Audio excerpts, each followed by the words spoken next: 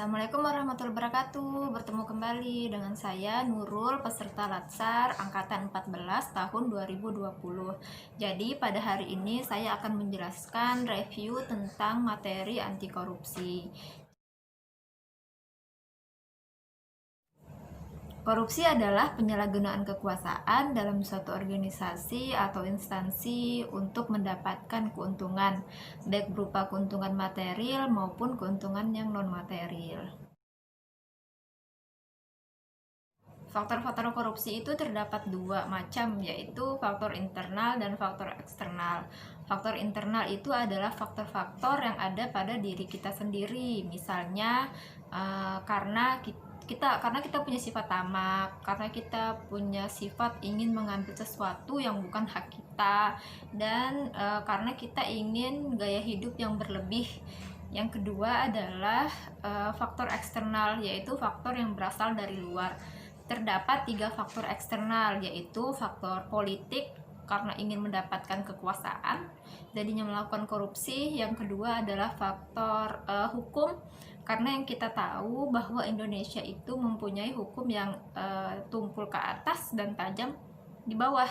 Selanjutnya itu adalah faktor ekonomi, karena memang pada dasarnya orang itu tergiur untuk memiliki harta yang berlebihan.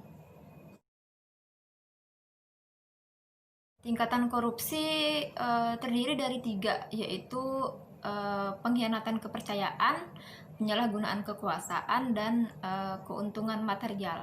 Jadi pembahasan pada kali ini adalah yang pertama, pengkhianatan kepercayaan merupakan korupsi yang paling sederhana.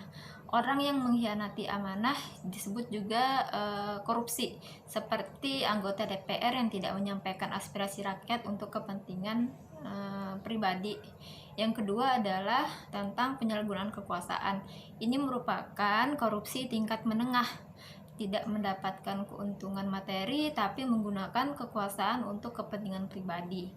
Dan yang paling berat adalah material benefit atau tingkatan korupsi yang paling tinggi, yaitu merupakan keuntungan material. Jadi semata-mata melakukan kasus korupsi untuk mendapatkan keuntungan material atau harta kekayaan. Bentuk-bentuk korupsi itu banyak macamnya. Yang pertama ada penyuapan, lalu ada pemalsuan, ada penyalahgunaan kekuasaan, ada gratifikasi, ada nepotisme, ada pilih kasih, menerima komisi, pertentangan kepentingan, dan pemerasan. Semua itu adalah contoh dari kasus korupsi. Secara garis besar, korupsi itu adalah mencuri, dan itu adalah suatu sikap atau perilaku yang melanggar etika, apalagi jika itu dilakukan oleh seorang abdi negara. Maka dari itu, kita harus membentengi diri kita dari sikap korupsi dengan berlaku sesuai dengan pendapatan kita, tidak bergaya hidup mewah, dan hidup lebih sederhana. Sekian penjelasan tentang anti korupsi dari saya.